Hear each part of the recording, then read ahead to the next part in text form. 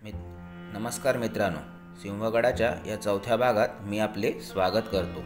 सिंहगडाच्या ह्या आधीच्या भागात आपण वाहनतळापासून पहिल्या भागामध्ये तिन्ही पुणे दरवाजे आणि खंदकड्याची माहिती घेतली। दुसऱ्या भागामध्ये आपण घोड्याची पागा नावाने प्रसिद्ध असलेलं टाकं, बुरुजावरच्या तोफा यांची माहिती घेतली। तिसऱ्या भागामध्ये आपण या इथे झुंजार बुरुजापासून उदयबानचे थडे आणि डोणागिरीचा कडा म्हणजे जो आज तानाजीचा कडा या नावाने प्रसिद्ध आहे त्या भागाची माहिती घेतली। सिंहगड फिरता फिरताच मी तुम्हाला सिंहगडाच्या प्राचीन काळापासून ते छत्रपती शिवाजी महाराजांच्या वेळेपर्यंत आणि नंतर त्यांच्याच काळात घडलेल्या तानाजी मालुसरे यांच्या अत्यंत इतिहास प्रसिद्ध अशा लढाईची माहिती दिली। आता आपण चौथ्या भागामध्ये डोणागिरीच्या कड्यापासून कलावंतिणीचा बुरुज आणि इथून पुढे छत्रपती राजाराम महाराजांची समाधी हा भाग बघणार आहोत। आणि ह्याचबरोबर आम्ही तुम्हाला छत्रपती शिवाजी महाराजांनंतर साधारणपणे 1680 ते 1707 असा 27 वर्ष जो मोगलांविरुद्धचा मराठ्यांनी प्रचंड प्रखर असा लढा दिला आणि छत्रपती शिवाजी महाराजांचं जे स्वराज्याचं स्वप्न आहे ते जिवंत कसं ठेवलं त्याची माहिती देणार आहे। चला तर मग आता आपण वळूया चौथ्या भागाकडे। मित्रांनो, तर आपण हे सिंहगडाचं दर्शन कोंढाणेश्वराच्या मंदिरापासून चौथ्या भागात सुरू करूया। कोंढाणेश्वराचं मंदिर जे आहे ते सिंहगडावरचं सर्वात जुन्या ऐतिहासिक अवशेषांपैकी एक असं समजलं जातं। आता तुम्ही जे मंदिर बघताय ते कदाचित ब्रिटिश काळात किंवा उत्तर मराठा कालखंडात पुनर्निर्मित केले गेलेलं असावं असा अंदाज आहे, पण हा मंदिरासमोरचा नंदी मात्र प्राचीन काळापासून श्री शिवशंकराच्या समोर आपली भूमिका निभावत उभा आहे। करोना असल्यामुळे मंदिर तर बंद होतं, त्यामुळे आम्हाला ह्या गजातनंच तुम्हाला श्री शिवशंकराचं दर्शन घडवावं लागत आहे। तुम्ही बघू शकता आतमध्ये विविध मूर्त्या आणि श्री भगवान शंकराचं शिवलिंग आहे। त्याचबरोबर बाहेरच्या भागात श्री भगवान गणेशाची सुद्धा एक सुंदर अशी मूर्ती आपण बघू शकता। जेव्हा आपण नीट निरीक्षण करतो तेव्हा आपल्याला ह्या मंदिराचं यादवकालीन अस्तित्व निश्चितच जाणवून येतं। तुम्ही ही कलाकुसर म्हणजे आता ही ऑइल पेंटने झाकली गेली आहे, पण ही कलाकुसर जी होती दगडी बांधकामातली ती आजही आपलं अस्तित्व टिकवून आहे। आणि आतमध्ये आपल्याला श्री भगवान कोंढाणेश्वराचं शिवलिंग अत्यंत छान स्वरूपामध्ये दर्शन देतं। तुम्ही पाठी त्याचा पितळी मुखवटासुद्धा नीट बघू शकता। अशा रीतीने हे जे प्राचीन मंदिर आहे ह्याची जुनी बांधणी आतमध्ये आपण निरखून बघितली तरच समजते आणि बाहेरच्या बाजूने मात्र ह्याची पुरातन काळाची खूण सांगणारा हा नंदी ऊन पावसाचा वारा खात थोडा झिजलेल्या स्वरूपात का होईना पण आपले अस्तित्व टिकवून आहे। एकदम घाटदार आणि डौलदार असा हा नंदी आपलं लक्ष नक्कीच वेधून घेतो। तर अशा रीतीने हे कोंढाणेश्वराचं मंदिर बघून आपण आपला प्रवास पुढे सुरू ठेवूया।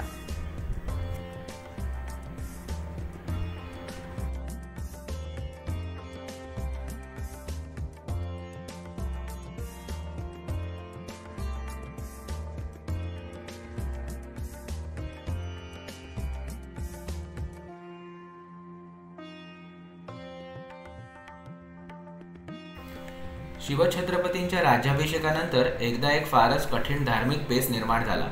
ह्याची नक्की तारीख तर काही उपलब्ध नाही, पण मराठा दफ्तरात याच्याविषयी खात्रीलायक पत्रव्यवहार मात्र सापडतो। जेजुरी संस्थानच्या गुरव व घडशी मंडळीत उत्पन्नाचा वाद होता।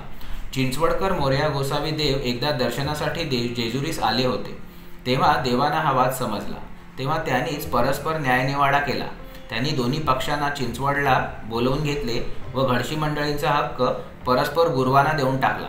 देवांपुढे विरोध कसा करायचा ह्या भीतीने घडशी तिथून पळून जाऊ लागले, तर देवांनी त्यांना पकडले आणि आपल्या लोकांकरवी येथेच चोपून काढले आणि सिंहगडाच्या किल्लेदारास परस्पर सांगून किल्ल्यावर कैदेत घातले। देवांना न्यायनिवाड्याचा कुठलाही हक्क नसताना त्यांनी परस्पर हा उपद्व्याप केला। त्यांना वाटले आपण प्रत्यक्ष छत्रपतींचे गुरु आहोत, त्यामुळे आपल्याला सर्व हक्क आपोआप प्राप्त आहेत। चिंचवडकर देव म्हणजे प्रत्यक्ष मोरया गोसावी यांच्या प्रसिद्ध वंशातले महान साधू पुरुष संत महात्मा होते. त्यांच्या प्रतिष्ठेच्या प्रभावामुळे सिंहगडाचा किल्लेदार सुद्धा त्यांना विरोध न करता ते म्हणतील तसा वागला व कायदा मोडला. हे जेव्हा छत्रपतींना समजले तेव्हा शिवराय प्रचंड चिडले. त्यांनी चिंचवडकर मोरया गोसावींनाच पत्र लिहिले. त्यात ते स्पष्ट लिहितात, तुमची बिर्दे आम्हास द्या व आमची बिर्दे तुम्ही घ्या. म्हणजे त्यांनी अत्यंत अपमानास्पद रीतीने उपरोधाने लिहिलेलं आहे की तुमची बिरुद म्हणजे तुम्ही साधू पुरुष आहात ना ते आम्ही बनतो आणि आमची बिरुदे तुम्ही घ्या. म्हणजे आमचं छत्रपतींचं बिरुद आहे ना ते तुम्ही घ्या आणि इथे सिंहासनावर बसून राज्यकारभार करा. म्हणजे त्यांचा अर्थ असा होता की गरज नसताना तुम्ही तुमचं संत महात्म्य आणि धर्मसाधना सोडून राज्यकारभारामध्ये काय अधिकाराने तोंड खुपसले, तुम्ही असं करायला नको होतं. आणि शिवाजी महाराजांनी सिंहगडाच्या किल्लेदाराला सुद्धा खूप सुनावले, तुला कोणालाही परस्पर बंदीत टाकायला कोणी अधिकार दिला? तू सरकारचा नोकर आहेस, छत्रपतींचा नोकर आहेस की चिंचवडकर देवांचा नोकर आहेस? शिवरायांनी घडशींना सोडवून त्यांचा जो हक्क होता मंदिरातला तो त्यांना परत दिला. त्यावेळी सिंहगडाचा किल्लेदार प्रतापराव गुजरांचा मुलगा नागोजी गुजर हा होता. प्रजेच्या हिताला बाधक अशी कुठलीच संतसेवा आणि धर्मसेवा राजांनी कधीच केली नाही. छत्रपती शिवाजी महाराजांनी नेहमी प्रजेच्या हिताला आणि सडेतोड आणि निरपेक्ष न्यायालाच महत्त्व दिले. प्रत्यक्ष संत महंत चुकले तरी त्यांना पाठीशी न घालता कठोर न्यायदान करणारा हा प्रजाहितदक्ष लोकनेता होता. म्हणून आज 350 वर्ष झाली तरी छत्रपती शिवाजी महाराजांचं जे नाव आहे ते महाराष्ट्राच्या लोकांच्या हृदयात भिडलेलं आहे. म्हणजे जेव्हा सर्वधर्म समभाव आणि सर्वांना समान न्याय ही पाश्चिमात्य तत्त्व भारतात काय आहेत हे माहीतसुद्धा नव्हते, तेव्हा ही तत्त्व शिवाजी महाराजांनी प्रत्यक्षात आचरणात आणलेली. त्यांचं हे असं उत्तुंग कर्तृत्व होतं. म्हणून आजही महाराष्ट्र छत्रपती शिवाजी महाराजांची आठवण काढतो. याच्यापुढे श्रीमंत छत्रपती शिवाजी महाराजांचा जेव्हा स्वर्गवास होतो त्याच्यानंतर मराठा साम्राज्याचे दुसरे छत्रपती संभाजी महाराज बनतात. त्यांच्याच काळामध्ये औरंग्या बादशाह दिल्लीवरून दख्खनचे स्वराज्य बुडवून टाकायला पाशवी बळासह 5 लाख फौजेसह दख्खनमध्ये आक्रमण करतो आणि सिंहगड हा लष्करीदृष्ट्या मराठा साम्राज्याचा मुख्य आधारस्तंभ असल्यामुळे 1684 साली मोगल पहिल्या प्रथम मराठ्यांकडनं सिंहगड जिंकून घेतात. पण छत्रपती संभाजी महाराजांच्या काळात परत 2 वर्षात 1686 साली मराठे परत औरंग्याकडनं तो किल्ला हिसकावून घेतात. अत्यंत दुर्दैवाने 1689 साली औरंग्या संभाजी छत्रपती महाराजांना कपटाने पकडून त्यांचा खून करतो आणि त्याच्यानंतर त्याला वाटते की आता ह्या शिवाजी महाराजांच्या स्वराज्याची आग विझेल. पण महाराणी येसूबाईंच्या सल्ल्याने छत्रपती शिवाजी महाराजांचे धाकटे सुपुत्र छत्रपती राजाराम मंचकारोहण करतात आणि 1690 पासनं ते स्वराज्याची आघाडी सांभाळतात आणि औरंग्याच्या पाशवी बळाला कमकुवत करण्यासाठी शिवछत्रपतींच्या धोरणानुसार ते पार दक्षिणेत आजच्या तामिळनाडूमध्ये असलेल्या चंदी किंवा जिंजी किल्ल्यास जातात. माघारी जाताना ते स्वराज्याची आघाडी रामचंद्र पंत अमात्य हुकुमतपणा आणि संताजी घोरपडे त्यांच्याबरोबर शंकराजी नारायण पंत सचिव आणि धनाजी जाधव ह्याचबरोबर जयसिंगराव त्याचबरोबर विठोजी चव्हाण, हिम्मत बहादूर, मालोजी घोरपडे, अमीर उमराव अशा महत्त्वाच्या मराठा सरदारांना सोपवून जातात आणि म्हणजे ते स्वराज्याची थोडक्यात वाटणी करतात. दक्षिणेचा भाग हुकुमतपणा रामचंद्र पंतांच्या अखत्यारीत असतो आणि उत्तरेचा भाग असतो तो शंकराजी नारायण पंत सचिवांच्या अखत्यारीत असतो. तर ह्याच दरम्यानी स्वराज्यातले मोगलांनी जिंकलेले किल्ले पंत सचिव आणि हुकुमतपणा परत स्वराज्यात आणण्याच्या प्रयत्नाला लागतात आणि 1692 कोंढाणा जिंकण्याचा मराठे असफल प्रयत्न करतात. तर अशाच चिवट रीतीने शंकराजी नारायण पंत सचिव आणि जे धनाजी जाधव, संताजी घोरपडे असे जे सरदार होते त्यांचा प्रयत्न सतत चालू असतो की आपले स्वराज्यातले किल्ले मोगलांपासून कसे मिळवायचे. तर अशाच एका प्रयत्नाचा संपूर्ण दस्तऐवज इतिहासाचार्य राजवाडे यांनी मराठ्यांच्या इतिहासाची साधने ह्या पुस्तकामध्ये प्रसिद्ध केलं आहे. 1693 साली नावजी बलकवडे नावाचा एक अत्यंत पराक्रमी मराठा सरदार सिंहगड तानाजी मालुसरेंच्याच पद्धतीने परत एकदा कसा जिंकतो त्याची ही कहाणी मराठा दफ्तरात आपल्याला सापडते। तर ही कहाणी तत्कालीन मराठी भाषेतच ऐकणं आपल्यासाठी खूप आनंददायी ठरेल असं वाटून ती जी संपूर्ण कहाणी मराठा दफ्तरात आलेली आहे ती मी तुम्हाला जशीच्या तशी वाचून दाखवतो। शंकराजी नारायण पंत सचिव यांनी लिहिलेले हे दस्तऐवज मराठा दफ्तरात सापडतात। इसवी सन 1693 सालचे हे दस्तऐवज आहेत। हे शब्दशः मी तुम्हाला पुढील प्रमाणे वाचून दाखवितो। राजश्री काकाजी नारायण देशाधिकारी प्रांत मावळ तालुके लोहगड। सिंहगड पुरंदर लोहगड हे किल्ले मोठ्या अशरफाचे म्हणजे मोठ्या एकदम इम्पॉर्टंट ते गनिमांकडे आहेत। त्यामुळे रायगडास काम पाहून मंदाती होते। त्याकरता वरघाटाच्या किल्ल्यांमध्ये प्रस्तुत एक स्थळ हस्तगत करावे म्हणजे रायगडाची कित्येक भातेने मदत राहून पुढे राहिली स्थळे हस्तगत होतील। याकरिता किल्ले सिंहगड गनिमापासून हस्तगत कराव्याचा विचार करून 1 शव्वाली राजश्री तंबकपंत मुतालिक सुरनिशी यांनी किल्ले कोरीगडावरून स्वारी करून राजमाचीस मुकाम केला। स्थळ मुदतेचे हवीस म्हणजेच मोक्यावर जाऊन पाहणी करणे, याला लष्करी भाषेत फर्स्ट फील्ड रिपोर्ट म्हणतात, ते करण्यासाठी म्हणून। तर परत मी वाचायला सुरुवात करतो। स्थळ मुदतीचे हवीस मशार निले विठोजी कारके पदाती पंचसहस्त्री यांस पाठविले। त्यांनी किल्ल्यास जाऊन हवी करून आले। ऐशियास किल्ला हस्तगत करणे त्यास धारकरी हशमांच्या सरदारांमध्ये नेमिता मशार निल्ले नावजी बलकवडे पदाती पंचसहस्त्री यांनी मर्दुमकीच्या जागे धार कबूल केली। धार कबूल केली म्हणजे हा विडा उचलला किंवा चॅलेंज एक्सेप्ट केलं। त्यांस धारकरी यांनी मनास आणले पाहिजे याबद्दल नावजी बलकवडे यांस व विठोजी कारके यांस रवाना केले। उभयता जाऊन विठोजी यांनी जे जागा हवी केली होती ते नावजीने पाहून उभयता राजमाचीस आले।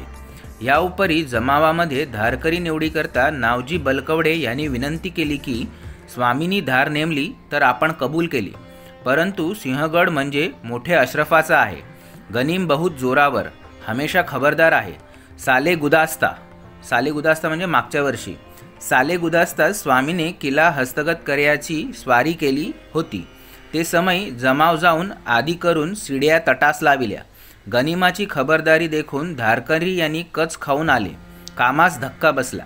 या उपरी अलीकडे तो बहुतच गनिमांनी खबरदारी करून नाजूक जागाची बेहबुदी बहुतोन करून खबरदार आहे। नाजूक जागाची बेहबुदी म्हणजे किल्ल्याच्या तटाची वगैरे नीट दुरुस्ती केलेली आहे। बिलंद जागी पहारे चौकस बसवून चारी प्रहर रात्री गस्तीवर गस्ती चालतात। किल्लेदार तलवारीचा जोम धरून जमावानिशी गतवर्षीपेक्षा राहत आहे। किल्ल्यास दगा द्यावा ऐसा जागा मात्र खबरदारी करता देखील राहिला नाही। हल्ली हवी पाहिली आहे म्हणजे महत्त्वाची ती नाजूक जागा जिथे पहारे नव्हते ती जागा पाहिली आहे।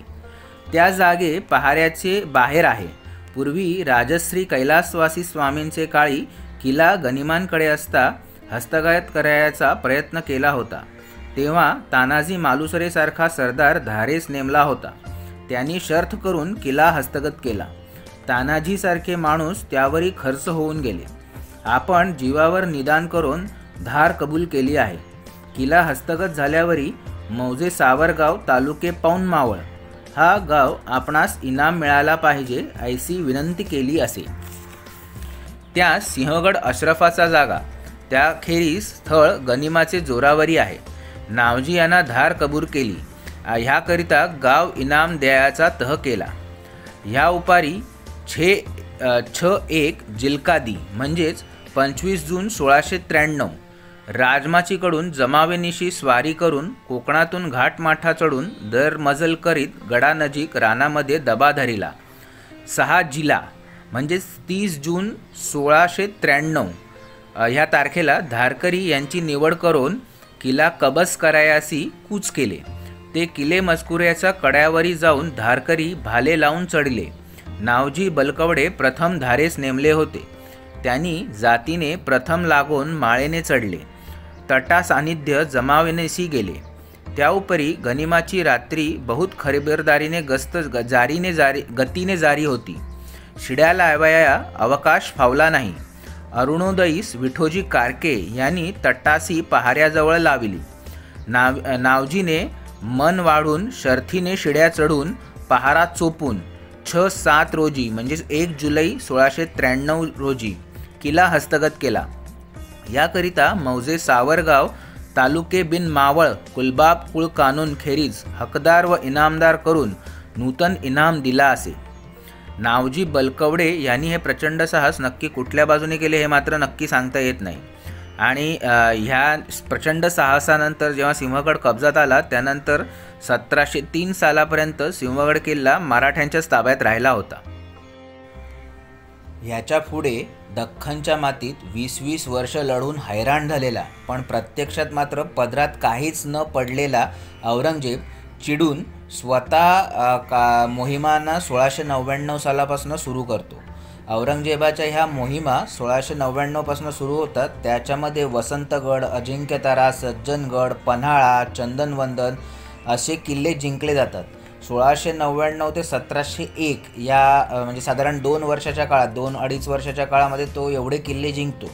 त्याच्यानंतर नोव्हेंबर 1701 ते जुलै 1702 असा जवळजवळ एक 7-8 महिने विशाळगडाचा प्रचंड मोठा वेढा चालतो आणि तिथे लढाई होऊन शेवटी मुघल पैसे देऊन विशाळगड जिंकतात.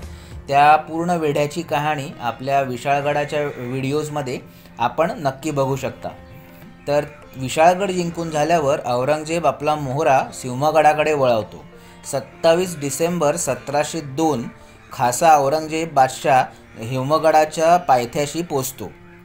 तरबियत खानाच्या नेतृत्वाखाली मुघल तोफखान्याचा सिंहगडाला वेढा पडतो. दारुगोळ्याचा मारा सुरू होतो.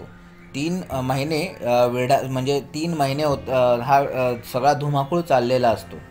डिसेंबर 1702 पासून मुघल दरबारच्या बातमीपत्रांमध्ये भीमसेन सक्सेना हा मुघल दरबारचा एक शासकीय रिपोर्ट रायटर असतो. म्हणजे वाकिया नवीस, वाकिया म्हणजे घटना, वाकिया नवीस म्हणजे घटना लिहिणारा. तर हा मुघल दरबारचा अधिकृत वाकिया नवीस जो असतो त्याच्या विविध नोंदी आपल्याला मिळतात. तर त्याच्याप्रमाणे 1 जानेवारी 1703 या दिवसाच्या नोंदीमध्ये आपल्याला कळतं की शिवापूरच्या चौकीवर मनसूर खान तैनात होता आणि कोंढाणा किल्ल्याच्या दरवाजासमोर अमानदुल्ला खान आणि पलीकडच्या बाजूस आमीन खान यांची मोर्चे बांधणी लागलेली. 4 जूनच्या नोंदीनुसार कळतं की मुघल वेढा सक्तीने जारी होता आणि छावणीवर मात्र मराठ्यांचे छापामार हमले सतत चालू होते. म्हणून शेवटी छावणीभोवतीसुद्धा त्यांना पहाऱ्याच्या चौक्या जारी कराव्या लागल्या. ह्याच्यातला विरोधाभास तुम्ही बघा की सिंहगड घेरण्यासाठी म्हणून त्यांनी छावणी घातली आहे आणि वेढा घातला आहे, पण वेढ्यावर मराठी हमले करतात म्हणून छावणी म्हणजे एखाद्या गोष्ट घेरायला जेव्हा तुम्ही छावणी टाकतात तेव्हा त्याच्याही संरक्षणासाठी त्यांना वेगळी व्यवस्था करावी लागलेली अशी वाईट परिस्थिती आलेली मुघलांवर. ह्याच्यानंतर पुढच्या 7, 13, 20 आणि 25 जानेवारी 1703 या दिवसाची मुघल बातमीपत्र सांगतात की अहमदनगर ब्रह्मपुरीच्या मुघल छावणीतनं तोफा 40 मण सोरा आणि बंदुकीची दारू आणि 500 लोखंडी तोफगोळे असा दारुगोळा सिंहगडाच्या वेढ्यासाठी मागवला गेला. 16 जानेवारीच्या तारखेनुसारची नोंद आहे की मोहम्मद जमाल हा सरदार मराठ्यांचा गोळा वर्मी लागून ठार झाला आणि पायदळाचा सरदार हजारी मनसबदार गौतम हजारी हाही एक सिंहगडाच्या चकमकीत ठार पडला. 14 जानेवारीची नोंद सांगते की रायगडाचा मुघल किल्लेदार शिवसिंग हा सिंहगडाच्या वेढ्यात रुजू होण्यासाठी खास रायगडावरून बोलावला गेला. पण मराठ्यांच्या गोरिल्ला छापामारीचा जोर एवढा होता की या गिनिमी काव्याच्या युद्धाला घाबरून बादशाला छावणीभोवती शेवटी कच्ची मातीची भिंत बांधावी लागली. 26 जानेवारी 1703 ची नोंद सांगते की किल्ल्यावरचे मराठे आणि बाहेरच्या प्रदेशात पसरलेले मराठे सैन्य छोट्या तुकड्या बनवून स्वतःच्या म्हणजे या छावणीवर हमला करत होते आणि या छावणीच्या संरक्षणासाठी जी भिंत बांधली तीच मुघल सैन्यासाठी सापळ्यासारखी बनली आणि मुघल सैन्य एका बाजूने सिंहगडावरचे मावळे आणि दुसऱ्या बाजूने बाहेरच्या ओपन प्रदेशामधले मराठे यांच्या सापळ्यात अडकून पडले आणि ह्या छावणीमध्ये छापे घालून घालून मराठे सैन्य मोगलांचे लचके तोडत होते. मध्यरात्री दिवसा उजेडी वारंवार छापे पडत, त्यामुळे बादशाह स्वतः म्हणजे औरंगजेबाची स्वतः घाबरगुंडी उडालेली होती याची स्पष्ट नोंद आपल्याला मुघल दरबारच्या या बातमीपत्रात सापडते. मुघल दरबारच्या या नोंदीमध्ये अजूनही पुढे काही गमतीशीर नोंदी सापडतात, जशा की 2 फेब्रुवारी 1703च्या नोंदीनुसार बादशाहच्या मुख्य गुलालबारी तंबूचे जे संरक्षक होते ते म्हणजे औरंगजेब एवढा घाबरलेला की ह्या जे खास शाही अंगरक्षक होते त्यांच्या पूर्ण दलातनं 20 हिंदू बंदूकबाज औरंगजेबाने बदलले आणि तिथे मुसलमान अंगरक्षकांची नेमणूक केलेली. ह्या सगळ्या त्रासाने औरंगजेब पुरा म्हणजे वैतागून गेलेला. नर्मदा तापी प्रदेशातनं त्यांना झुल्फिकार खानाला तिकडे बंदोबस्ताला पाठवलेलं ते परत बोलवावं लागलं आणि या म्हणजे औरंगाबादच्या मुख्य केंद्रापासून सिंहगडाच्या छावणीपर्यंतच्या रसद मार्गाच्या रक्षणासाठी औरंगाबाद ते पुणे मार्गावर मोगल खान नावाचा एक सरदार आणि लष्कर स्वतंत्र रीतीने नेमावं लागलं, असं 16 फेब्रुवारीचं मोगल दरबारचं बातमीपत्र सांगतं. 18 फेब्रुवारीच्या दरबारच्या बातमीपत्रात असं लिहिलं आहे की औरंगजेब स्वतः किल्ल्याजवळचे मोर्चे तपासत असताना सिंहगडावरून उडवलेला एक तोफगोळा औरंगजेबाच्या अगदी जवळ फुटला, पण केवळ नशीब बलवत्तर म्हणून औरंगजेब त्यातनं वाचला. 21 फेब्रुवारीला जी नोंद आहे त्याच्यानुसार छावणीला घासदाणा आणणाऱ्या रसदेच्या तुकडीवर मराठ्यांकडनं हमला झाला आणि छावणीमध्ये येणारी रसदच संपूर्ण मराठी लुटून घेऊन गेले. 12 मार्च 1703ची नोंद सांगते की मराठ्यांच्या दुर्दैवाने सिंहगडावर रोगराई पसरली आणि किल्लेदार बंधाजी जाधव यांचा मृत्यू झाला. किल्लेदाराच्या नावाची नोंद मराठा दफ्तरात मिळत नाही, पण मुघल दरबारच्या बातमीपत्रामध्ये मात्र त्याचा उल्लेख आहे. 21 मार्च 1703ची नोंद सांगते की उझबेक खान आपल्या तुकडीसह कल्याण दरवाजाच्या जवळ मोर्चे घेऊन वर आलेला, तेव्हा त्याला रोखण्यासाठी किल्ल्यातनं अचानक 1000-1500 लोकांनी हमला केला आणि तुफानी कापाकापी करून किल्ल्यात शिरणाऱ्या ह्या मोगल प्रयत्नाचा जो म्होरक्या होता त्याला उझबेक खानाला ठार केलं आणि मोगलांना माघार घ्यायला भाग पाडलं. याच्यानंतर 3 मार्च 1703ची नोंद आहे की मोगलांनी चक्क मराठ्यांच्या पद्धतीने दोर लावून कडा चढून रात्री हमला करायचा प्रयत्न केला, पण मराठे हुशार होते आणि सजग होते, त्यांनी हा पण हमला उधळून लावलेला. यामध्ये अशी नोंदही आहे की या हल्ला करणाऱ्या तुकडीमधले बरेचसे मुघल सैन्य मारले गेले आणि जे कोण जिवंत परत आले त्यांना औरंगजेबाने सोन्याची कडी दिली की मराठ्यांकडून मार खाऊन तुम्ही ॲटलिस्ट जिवंत तरी परत आलात. 4 एप्रिल 1703ची नोंद सांगते की धनाजी जाधव यांचा मुलगा शंभूसिंग जाधव यांच्या तुफानी हमल्यात इरादत खानाच्या पहाऱ्याचे ठाणं पूर्णपणे गारद झालं.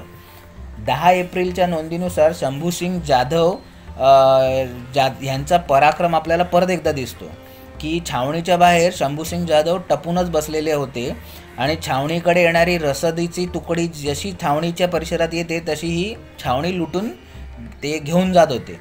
असं हे एकदा 4 एप्रिलला झालं, एकदा 10 एप्रिलला झालं, त्याच्यानंतर पुढेही कंटिन्युअस हे काम शंभूसिंग जाधव करत होते. या दरम्यान फेब्रुवारीपासून गडावर मात्र धान्य आणि दारुगोळ्याची टंचाई होऊ लागलेली. रोगराईमुळे किल्लेदार पण मेलेला होता दुर्दैवाने. त्यामुळे शंकराजी नारायण पंत सचिव आणि रामचंद्र पंत अमात्य यांच्या ठरलेल्या धोरणाप्रमाणे माघार घ्यायचा बेत ठरला. शेवटी 11 एप्रिल 1703ला बाळाजी विश्वनाथ हे धनाजी जाधवांचे मुख्य कारभारी तहाच्या वाटाघाटी करण्यासाठी तरबियत खानाला भेटले. 13 एप्रिल 1703 या दिवशी 50,000 रुपये आणि किल्ल्याच्या फौजेच्या जीविताची हमी ह्या बदली सिंहगड मुघल फौजेच्या स्वाधीन करण्याचं ठरतं आणि 15 एप्रिल 1703ला मराठा सैन्य गड सोडते. पुढच्या काही दिवसात खासा औरंगजेब किल्ल्यावर येतो आणि किल्ल्याची पाहणी करतो आणि औरंगजेबाच्या नामकरणाच्या धोरणाला अनुसरून तो लगेच सिंहगडाचं नाव बक्षिंदा बक्ष असं करतो.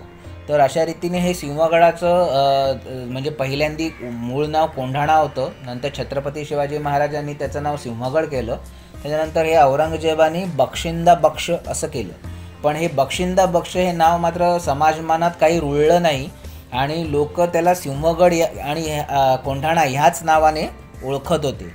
आणि औरंगजेबाचं हे जे सांस्कृतिक आक्रमण करण्याचा डाव होता ते सुद्धा मराठ्यांनी हाणून पाडलेला.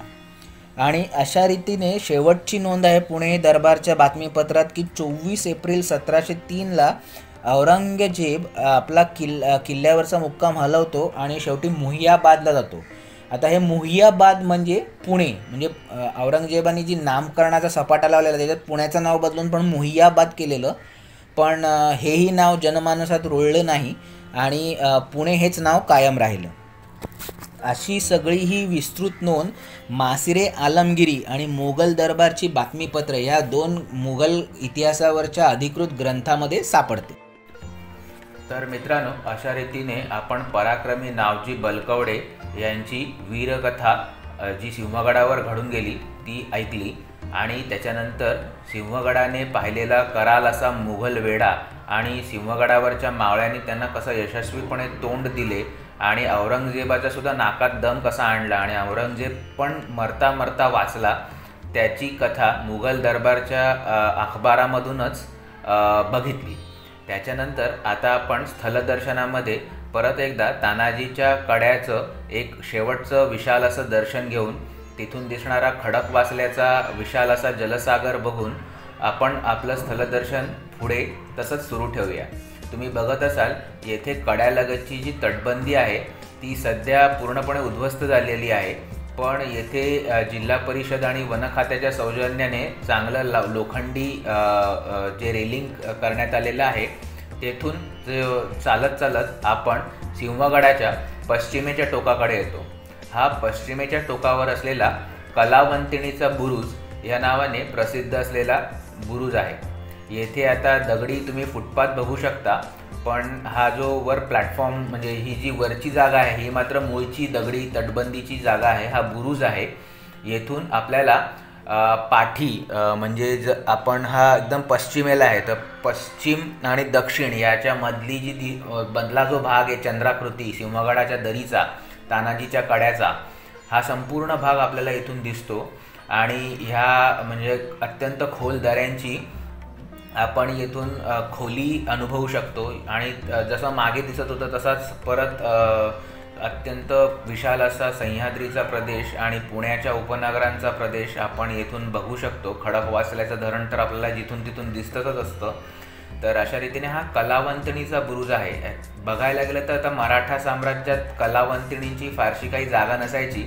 कदाचित मुघल काळात किंवा निजामशाही काळामधली काही आठवण ह्या बुरुजाच्या रूपाने आजही येथे आपल्याला बघायला मिळते. अशा रीतीने मराठा आणि मोगल यांच्यामध्ये 27 वर्ष जो घनघोर संघर्ष झाला तो सिंहगडाच्या संदर्भात सांगण्याचा मी तुम्हाला प्रयत्न केला. आता आपण सिंहगडाच्या गडफेरीमध्ये पुढचं स्थळदर्शन करण्यासाठी जात आहोत. ही जी तुम्हाला समोर इमारत दिसली ती छत्रपती राजाराम साहेबांची समाधी आहे. छत्रपती राजाराम साहेब हे मराठा साम्राज्याचे 3रे छत्रपती होते.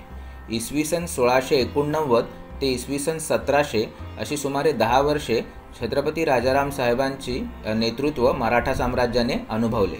त्यांच्या नेतृत्वाखाली रामचंद्र पंत अमात्य, संताजी घोरपडे, धनाजी जाधव, विठोजी चव्हाण, नावजी बलकवडे, शंकराजी नारायण पंत सचिव अशा अनेक मराठा सरदारांनी मोगल साम्राज्याच्या अफाट शक्तीला यशस्वी तोंड दिले आणि त्यांना सळोके करून सोडले.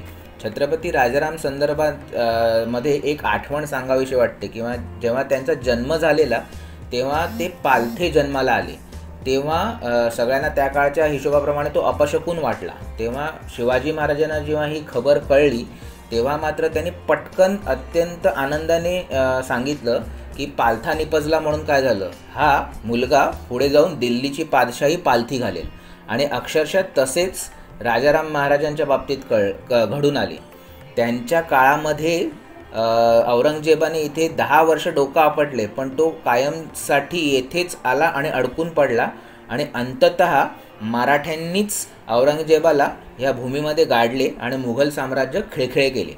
तर अशा या अजातशत्रू म्हणून म्हटल्या जाणाऱ्या छत्रपती राजाराम साहेबांच्या समाधीचं हे प्रांगण आहे. तुम्ही या प्रांगणात बरीचशी टाकी बघू शकतात. आता ही पाणी हिरवं झालं आहे कारण का ह्याचा उपसा नाही आहे, त्याच्यामुळे हे पाणी अत्यंत घाण दर्जाचे दिसत आहे. पण एकेकाळी सिंहगडाच्या पाणी पुरवठ्याची ही टाकी ही महत्त्वाची अशी साधनं होती. ह्या खांब टाक्यांमधून साठलेल्या पाण्याद्वारेच सिंहगडाच्या शिबंदीला पाणी पुरवठा केला जायचा. तुम्ही येथे एक खंडित झालेली विरगळसुद्धा बघू शकता. तर अशा रीतीने छत्रपती राजाराम साहेबांची ही चैतन्यदायी अशी पवित्र समाधी आहे. आता आपण ह्या समाधीच्या जवळ जाऊन समाधीचे अंतर्गत भाग आणि समाधीची माहिती घेण्याचा प्रयत्न करूया. तुम्ही या समाधीच्या द्वारपट्टिकेवर गणपती बाप्पा आपल्याला दर्शन देताना बघू शकत असाल. तर अशा रीतीने छत्रपती राजाराम साहेबांची ही पवित्र अशी चैतन्यदायी समाधी आहे.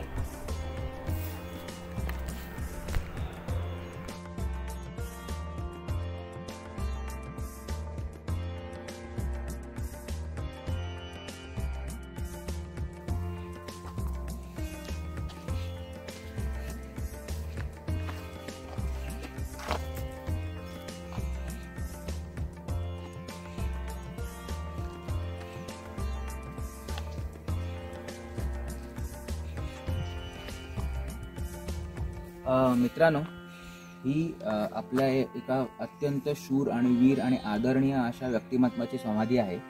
ही आहे छत्रपती शिवाजी महाराज यांचे द्वितीय पुत्र छत्रपती राजाराम महाराज साहेब यांची समाधी. राजाराम महाराज साहेब हे आपल्या मराठा साम्राज्याचे तिसरे छत्रपती म्हणून 10 वर्ष राज्यकारभार करत होते. 3 मार्च 1700 रोजी प्रकृती क्षयाने त्यांचा ह्याच सिंहगडावर मृत्यू झाला. त्यामुळे त्यांचे अंतिम संस्कार ह्याच ठिकाणी गेले आणि छत्रपती राजाराम साहेबांची ही समाधी येथे उभारण्यात आली. थोडीशी राजपूत शैलीमध्ये असणारी ही समाधी तत्कालीन 27 वर्ष चाललेल्या मुघल आक्रमणाचा प्रभाव आपल्या वास्तुवैभवावर दर्शविते.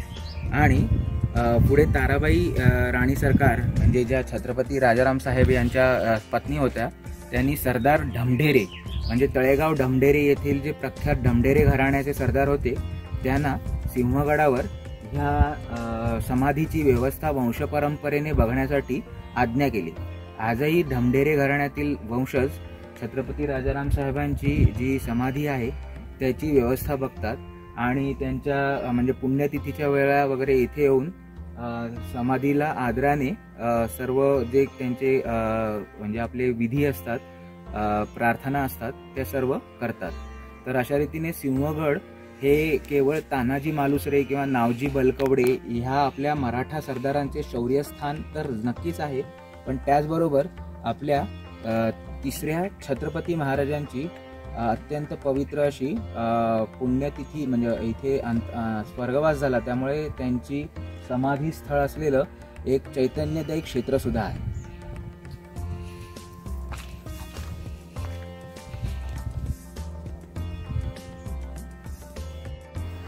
छत्रपती राजाराम साहेबांची समाधी आम्ही गेलो तेव्हा दर्शनासाठी बंद होती, त्यामुळे आम्हाला जवळून आत जाऊन त्याचं दर्शन घेता आले नाही.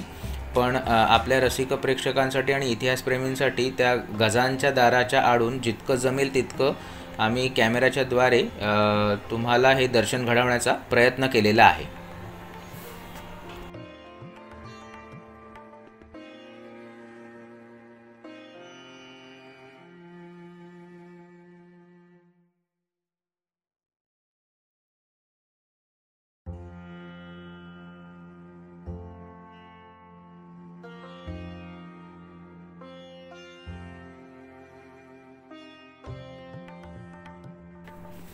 राजाराम महाराजांच्या समाधीच्या प्रांगणातच आपण एका छोटेखानी टुमदार देवळीमध्ये भगवान हनुमंताची मूर्ती बघू शकतो. हा थोड्या खंडित स्वरूपातला आहे, पण हा एक छानशी मूर्ती आहे. छत्रपती राजाराम साहेबांच्या समाधी दाखवण्याच्या आधी जी मी तुम्हाला मोगल मराठा संघर्षाची कथा सांगत होतो, त्याच्यात आपण 1703 पोचलेलो होतो औरंगजेबाच्या स्वारीच्या पर्यंत. पण त्याच्या मध्येच मी तुम्हाला राजाराम महाराजांची समाधी दाखवली, कारण की ती 1700 साली मार्च महिन्यात छत्रपती राजारामांचा स्वर्गवास झाला. त्याच्यामुळे ती कथेच्या ओघात तुम्हाला सिंहगडाच्या स्थलदर्शनात दाखवणंही गरजेचं होतं. तर आता राजाराम महाराजांची समाधी बघून झाल्यावर आपण आपली मोगल मराठा संघर्षाची जी कथा आहे ती पुढे तशीच सुरू ठेवूया, कारण का 1703च्या पुढेसुद्धा सिंहगडाने अनेक रोमहर्षक असे लढाईचे क्षण अनुभवलेले आहेत. ती कथा मी आता तुम्हाला पुढे सांगण्याचा प्रयत्न करतो. 15 एप्रिल 1703 रोजी जेव्हा मराठा सैन्य गड सोडते आणि सिंहगड मुघलांच्या ताब्यात जातो, पण तो फारसा काही मुघलांना टिकवता येत नाही. कारण लगेच 2 वर्षात एप्रिल 1705 रोजी शंकराजी नारायण पंत सचिव यांच्या सैन्यातले रामजी फाटक, त्र्यंबक शिवदेव आणि सांगोल्याचे पंताजी शिवदेव यांनी हा किल्ला परत एकदा मराठ्यांकरता जिंकून घेतला. औरंगजेब बादशाह पन्हाळा ते राजगड असे सह्याद्रीमधले मुख्य सगळे किल्ले जिंकत म्हणजे त्याला हे सगळं कव्हर करायला 1699 ते 1704 असा प्रचंड मोठा काळ लागला. पण मोगली गतीने तो जिंकत जेव्हा पन्हाळापासून जुन्नरपर्यंत येऊन थांबला, तेव्हा लगेच दक्षिणेमध्ये विजापूरच्या जवळ वाकिनखेडा नावाच्या जागेवर मराठ्यांनी नवी युद्ध आघाडी उघडून मुघल फौजांना त्राही भगवान केलेले. म्हाताऱ्या औरंगजेबाला लगेच परत फिरून मोगली फौजेसह तिकडे जावे लागले आणि ती संधी साधून शंकराजी नारायण पंत सचिवांनी सिंहगड आणि राजगड किल्ला परत मिळवला. आणि त्यामुळे चिडलेल्या औरंगजेबाने वाकिनखेड्यावरून जुल्फिकार खानाला हुकूम दिला की सिंहगड परत जिंकून घे. तर 1706 सालची ह्या नोंदी आहेत की जुल्फिकार खानाच्या नेतृत्वाखाली मुघल सैन्य परत एकदा सिंहगडाला घेरते आणि तिथे मोठी चकमक होते आणि सिंहगड परत मुघल जिंकतात. ह्या दरम्यान म्हणजे मुघलांना हे सगळे म्हणजे किल्ला जिंकणे, परत किल्ल्यावर मराठा हमला करणे, परत ती किल्ला हरणे, परत किल्ला जिंकणे, हे सगळं करण्यामध्ये मुघलांना 26 वर्ष होऊन गेलेली. म्हणजे लढून त्याची लढण्याची आणि जिंकण्याची इच्छाच मेलेली आणि ते थकून गेलेले. त्यामुळे ह्याची फारशी नोंद अशी सापडत नाही मुघल दरबारच्या बातमीपत्रात. सामान्यपणे जेव्हा मुघल जिंकतात ना, तेव्हा त्यांची एकदम बहारदार रसभरीत अशी मोठी वर्णनं केलेली असतात. पण ही जी 1706ची नोंद आहे ती केवळ 2 ओळींची आहे की थोड्याशा चकमकीनंतर जुल्फिकार खानाने सिंहगड परत घेतला. पण कदाचित ही लाच वगैरे घेऊन, म्हणजे मराठ्यांचं जे धोरण आहे पैसे घ्यायचे, भांडवल उभं करायचं आणि मोगलांना किल्ला द्यायचा आणि थोड्या वेळाने परत जिंकायचा, ह्या धोरणाअंतर्गत 1706 साली कदाचित जुल्फिकार खानाने सिंहगड परत घेतला असावा.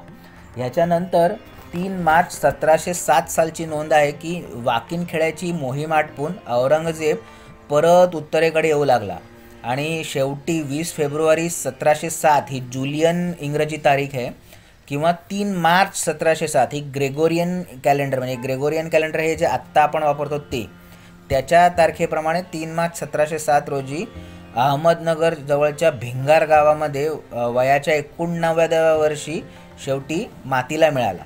म्हणजे 27 वर्ष अखंड भांडून हिंदुस्थानच्या या बादशाला मराठ्यांचं स्वराज्य मात्र कधी जिंकता आलं नाही आणि तो येथेच स्वराज्य मी जिंकीन ही आसुरी महत्त्वाकांक्षा हृदयात बाळगून शेवटी मरून गेला. अशा रीतीने मोगल आणि मराठ्यांचं हे जे कंटिन्यू 27 वर्ष चाललेलं स्वातंत्र्ययुद्ध आहे त्याची अखेर झाली. आणि जेव्हा ही अखेर झाली त्याच वेळेला बरोबर मोगल शहजाद्यांमध्ये दिल्लीची गादीवर पुढचा वारसदार बादशाह कोण बनणार याचं युद्ध सुरू झालं आणि मोगल तसेही 27 वर्ष दख्खनमध्ये म्हणजे राहून लढून वैतागलेले, त्यांनी सगळ्या मुघल फौजांनी उत्तरेच्या दिशेने माघारी घ्यायला सुरुवात केली. हीच संधी साधून शंकराजी नारायण पंत सचिवांच्या फौजांनी मोगलांकडनं सिंहगड परत मराठी राज्याला जोडून टाकला. म्हणजे ह्याची नक्की महिना आणि तारीख उपलब्ध नाही, पण इसवी सन 1707 मध्ये ही घटना घडली एवढं मात्र इतिहासकारांमध्ये एकमत आहे.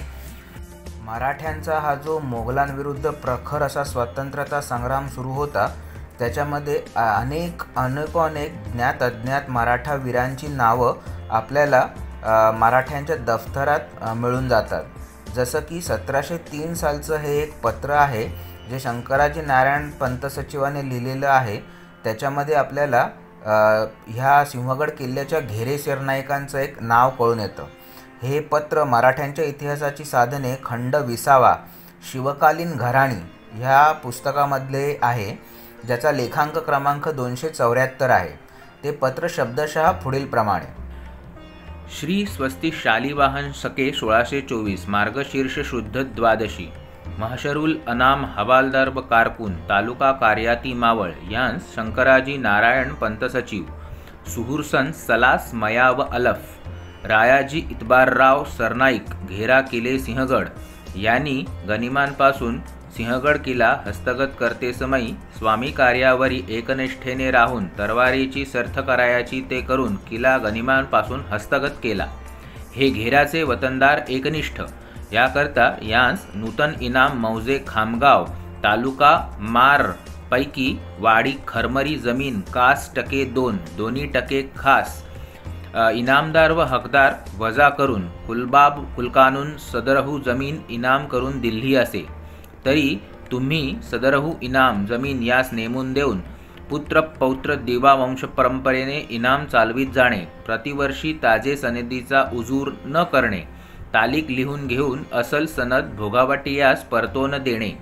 6-10 रजब मोहर रवाना. तर अशा ह्या पत्रातनं आपल्याला अशा अज्ञात वीरांच्या पराक्रमाच्या गाथेची महती समजून येते. मित्रांनो, हेच खऱ्या आणि सत्य इतिहासाचे महत्त्व आहे की अशा पत्रव्यवहारातनं दफ्तरी सनदातनं कागदपत्रातनं आपल्याला खरा इतिहास कळून येतो.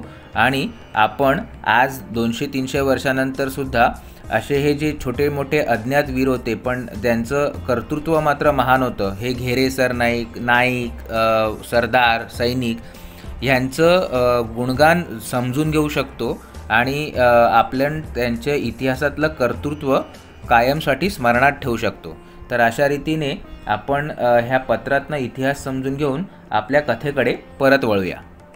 मित्रांनो, मी तुम्हाला आता ही सगळी मोगल मराठा अशी लांबलचक संघर्षाची कथा सांगितली. त्याचं तुम्हाला मी थोडक्यात म्हणजे असं एक महत्त्वाचा मुद्दा लक्षात आणून देऊ इच्छितो. छत्रपती शिवाजी महाराजांच्या नंतर छत्रपती संभाजी महाराज हे दुसरे छत्रपती झाले मराठ्यांचे. आणि मुघल बादशाह औरंगजेब मराठ्यांचं राज्य बुडवण्याची आसुरी इच्छा धरून प्रचंड मोठी मुघल फौज घेऊन दख्खनवर चालून आला. तेव्हापासनं ह्या म्हणजे महाराष्ट्राच्या समरभूमीमध्ये सिंहगडाचं महत्त्व इतकं प्रचंड होतं की सिंहगड इतक्या वेळेला मोगलांनी जिंकला, परत मराठ्यांनी जिंकला, परत मोगलांनी जिंकला, असं घडलं. म्हणजे मी तुम्हाला तारीखवार निशी हे सगळं सांगतो म्हणजे तुम्हाला कळेल की सिंहगडाचं महत्त्व किती होतं. की पहिल्यांदी म्हणजे छत्रपती संभाजी महाराजांचा कालखंड आपण बघूया. 1680 ते 1689 असा होता. त्याच्यानंतर 1689 ते 1700 हा छत्रपती राजाराम महाराजांचा कालखंड होता. आणि इसवी सन 1700 ते इसवी सन 1707 हा महाराणी ताराबाई साहेब सरकारांचा कालखंड धरला जातो. तर अशी 27 वर्ष हे राज्य बुडवण्यासाठी औरंगजेब येथे राहिला आणि इथे खपला आणि इथे मातीमोल झाला. पण शिवरायांचं स्वराज्य जे आहे ते बुडवू शकलेलं नाही. ह्या युद्धामध्ये सिंहगडाने किती वेळेला आलटून पालटून आपली म्हणजे जागा एकदा मुघलांकडे किंवा मराठ्यांकडे राखली ते आता आपण बघूया. 1684 साली मराठ्यांकडून मोगलांनी कोंढाणा पहिल्यांदा जिंकला. तेव्हा संभाजी महाराजांचं राज्य होतं. पण संभाजी महाराजांच्या कालखंडात 1686 साली लगेच 2 वर्षात मराठ्यांनी तो परत हिसकावून घेतला. याच्यानंतर 1689 साली छत्रपती संभाजी महाराजांना कपटाने पकडून औरंग्याने त्याचा खून केला. तेव्हा उडालेल्या अफरातफरीमध्ये न लढताच कोंढाणा मुघलांच्या ताब्यात गेलेला होता. त्याच्यानंतर 1692 रोजी कोंढाणा जिंकायचा मराठ्यांनी म्हणजे शंकराजी नारायण पंत सचिवाने एकदा एक अयशस्वी प्रयत्न केला. त्याच्यानंतर 1693 या साली नावजी बलकवडे यांनी युद्धामध्ये किल्ला जिंकला. त्याची एक विस्तृत पत्र नोंद मी तुम्हाला वाचून दाखवलेलीच आहे. ह्याच्यानंतर 1703 खुद्द औरंगजेबाने हमला केला आणि सिंहगड जिंकला आणि त्याचं नाव बदलून बक्षिंदा बक्ष केले. पण एप्रिल 1705 रोजी औरंगजेबाच्या ताब्यातनं परत मराठ्यांनी सिंहगड हिसकावून घेतला. 1706 रोजी जुल्फिकार खानाने परत मोगलांसाठी सिंहगड जिंकला आणि 1707 रोजी औरंगजेबाच्या मृत्यूनंतर शेवटी मोगलांनी माघार घेतली आणि सिंहगड कायमचा मराठी ताब्यात झाला. म्हणजे तुम्ही नीट हे जर मोजलं तर जवळजवळ 8 वेळा, म्हणजे 4 वेळा मराठ्यांनी आणि 4 वेळा मोगलांनी अशा चिवट रीतीने एकमेकांशी लढून सिंहगड एकमेकांपासून हिसकावून घेण्याचा प्रयत्न केला, पण अंतिमतः मराठी त्याच्यात यशस्वी झाले. 1707 औरंगजेबाच्या मृत्यूनंतर दुर्दैवाने मराठ्यात दुफळी माजली आणि गृहयुद्धाची सुरुवात झाली. महाराणी ताराबाई साहेब सरकार आणि छत्रपती संभाजी महाराजांचे पहिले पुत्र शाहू महाराज प्रथम यांच्यामध्ये दुर्दैवाने गृहयुद्ध झाले. शाहू महाराज हे त्यांच्या अत्यंत बालपणापासून, म्हणजे वयाच्या 2ऱ्या वर्षापासून सतत 20 वर्ष, 15 ते 20 वर्ष औरंगजेबाच्या मुघल छावणीमध्ये कैदेमध्ये होते. त्यांना औरंगजेबाने मरता मरता सोडून दिले आणि मराठ्यांमध्ये दुफळी माजेल आणि मुघल सत्ता कायम भारतामध्ये स्थिर राहील ह्या हिशोबाने राजकारणाचा डाव खेळला आणि म्हणजे दूरदृष्टीच्या म्हणा किंवा कुदृष्टीच्या म्हणा औरंगजेबाच्या ह्या चालीमुळे मराठ्यांमध्ये खरोखरच दुफळी माजली. पण ह्या दुफळीमध्ये लवकरच म्हणजे मराठ्यांमध्ये जी छत्रपती शाहू महाराजांची बाजू आहे ती जास्ती बलशाली बनली. धनाजी जाधवराव हे मराठ्यांचे सेनापती होते ते, आणि बाळाजी विश्वनाथ भट हे एक चतुर मुत्सुद्दी होते ते, ह्यांनी शाहू महाराजांचा पक्ष धरल्याने बहुतेक मराठा सरदारांनी शाहू महाराजांचा पक्ष धरला आणि साताऱ्याला छत्रपती शाहू महाराजांनी आपली स्वतःची राजगादी स्थापन केली आणि साताऱ्याला छत्रपती शाहू महाराजांनी स्वतःला राज्याभिषेक करून मराठा साम्राज्याचे 4थे छत्रपती म्हणून घोषित करून घेतले. ह्याच्या पुढे शंकराजी नारायण पंत सचिव यांनी जे मागच्या 27 वर्षामध्ये प्रखर झुंज दिलेली, त्याच्यामुळे तोरणा, पुरंदर, राजगड आणि सिंहगड हे किल्ले त्यांच्या जहागिरीच्या प्रदेशात, भोर जहागिरीच्या प्रदेशामध्ये छत्रपती शाहू महाराजांनी वंशपरंपरेने त्यांना बहाल करून टाकले आणि ह्या सिंहगडावर भोरच्या पंत सचिवांचा अंमल सुरू झाला. हा पत्रांक क्रमांक 156 आहे, जो मराठ्यांच्या इतिहासाची साधने खंड 13 या पुस्तकात मला मिळालेला आहे. तुम्ही शब्दशः तुम्हाला वाचून दाखवतो. हे पत्र इसवी सन 1730 1 नोव्हेंबर या तारखेचे आहे. श्री स्वस्ती शालिवाहन शके 1652 कार्तिक शुद्ध द्वितीया. राजश्री भगवंतराव सोमवंशी हवालदार व कारकून किले सिंहगड गोसावी यांसी. अखंडित लक्ष्मी अलंकृत राजवान्य राजश्री नारोशंकर सचिव आशीर्वाद व नमस्कार. सुहुरसन इहिदे सला सैन मयावालफ. राजश्री कोंडाजी पवार याची आसामी पेसजी 5000 घालून किलेमारी नामजात ठेवले होते. त्याप्रमाणे सालमारी हुजरून करार करून हे पत्र तुम्हास सादर केले आहे. त्यास यांनी आपले तर्फेने मालजी दिघे व कृष्णाजी माने किल्लेमारी चाकरी करायास ठेवले आहे. तरी तुम्ही यांचपासून किल्ले चाकरी घेत जाणे. यांच्या बेगमीस मौजे मुडखेल तालुका कार्यात मावळ हा गाव किल्ल्याचे निस्बतीने मकासा देविला असे. तरी मौजे मारचा मुकास बाबेचा ऐवज यांचकडे वसूल देविणे. राजश्री मानाजी चाकणे यास उदरी अगर मुडखेल या दोन्ही गावांपैकी एक गाव त्याचे खात्रीस येईल तो देणे म्हणून पेसजी किल्ल्यास पत्र सादर केलेले आहे. त्यावरी हुकूम जाणे. त्याचकडे उदरी करार केलेली असे ती देणे. मौजे मुदखेल यांचकडे चालविणे. मौजे मारच्याऐवजी किल्ल्याकडे वसूल झाला असेल तो वजा करून उरला ऐवज मुकास बाबेचा ह्यांचकडे देववणे यांचे चालविणे. अगत्य जाणून यांची पेसजीप्रमाणे किल्लेची आसामी करार करून त्यांचे तर्फेने डांग लोक किल्ले चाकरीस ठेविले आहेत आणि मौजेमार यांचकडे मुकासा दिला आहे. तरी लिहिल्याप्रमाणे चालविणे. परवानगी हुजूर. बार सुरुसूद रवाना. तर असे हे पत्र आहे. ह्या पत्रावरून आपणास बऱ्याचशा गोष्टी कळतात कारभारामधल्या, की किल्ल्यांच्या ज्या फौजेवरची जी नोकऱ्या असे त्या कुठल्या सरदारांच्या अखत्यारीत असे आणि त्या फौजेच्या उत्पन्नासाठी कुठली कुठली गावं इनाम दिलेली जात असे. आणि त्याचबरोबर 1730 साली भगवंतराव सोमवंशी हवालदार म्हणजे हे किल्ल्याचे किल्लेदार होते सिंहगडाच्या, हेही आपल्याला समजून येते. तर अशा रीतीने मराठ्यांच्या दफ्तरी इतिहासाचा हा एक छोटासा नमुना इतिहासप्रेमींच्या खास अशा मध्ये येण्यासाठी मी इथे सादर केलेला होता. ह्याच्याच पुढे छत्रपती शाहू महाराजांच्या काळामध्ये बाळाजी विश्वनाथ भट हे पेशवे बनले. त्याच्यानंतर त्यांचे सुपुत्र बाजीराव प्रथम ह्यांनी मराठा साम्राज्याची ध्वजा दिल्लीपर्यंत नेण्याचा भीमपराक्रम घडवून आणला. आणि त्याच्यानंतर छत्रपती शाहू महाराजांच्याच इच्छेनुसार नानासाहेब हे बाजीरावांचे पुत्र तिसरे पेशवे म्हणजे छत्रपती शाहू महाराजांचे तिसरे पेशवे बनून पुढे आले. आणि त्यांच्याच काळामध्ये नानासाहेब पेशव्यांनी तुंग आणि तिकोना या किल्ल्यांच्या बदल्यांमध्ये सिंहगड पंत सचिवांकडनं मागून घेतला.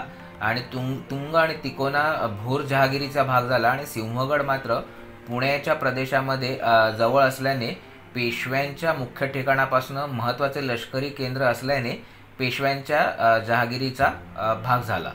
आणि अशा रीतीने भोरच्या पंत सचिवांचा राज्यकारभार बदलून येथून पुण्याच्या पेशव्यांचा केंद्रीय कारभार सिंहगडावर सुरू झाला. तर मित्रांनो, अशा रीतीने आपण छत्रपती शिवाजी महाराजांच्या कालखंडापासून ते छत्रपती शाहू महाराजांच्या कालखंडापर्यंतचा एक विशाल मराठाशाही कालखंड ह्या भागामध्ये बघितला. आता पुढच्या भागामध्ये बघूया उत्तर मराठेशाही कालखंडामध्ये पेशव्यांच्या काळामध्ये सिंहगडावर काय काय घडामोडी घडल्या आणि ह्याच्या पुढे मराठा साम्राज्याची जेव्हा अखेर झाली तेव्हा इंग्रजांनी येथे काय काय लष्करी चाली खेळल्या. तर ह्या घडामोडींचा परामर्श आपण पुढच्या सिंहगडाच्या 5व्या भागात घेऊया. हा भाग आम्हाला कसा वाटला ते तुमच्या प्रतिक्रियांद्वारे कमेंट बॉक्समध्ये जरूर कळवा. हा व्हिडिओ तुम्हाला आवडल्यास तुमच्या परिचितांना, मित्रांना, इतिहासप्रेमींना जरूर फॉरवर्ड करा आणि लाईक्स करून आम्हाला प्रोत्साहन द्या. धन्यवाद.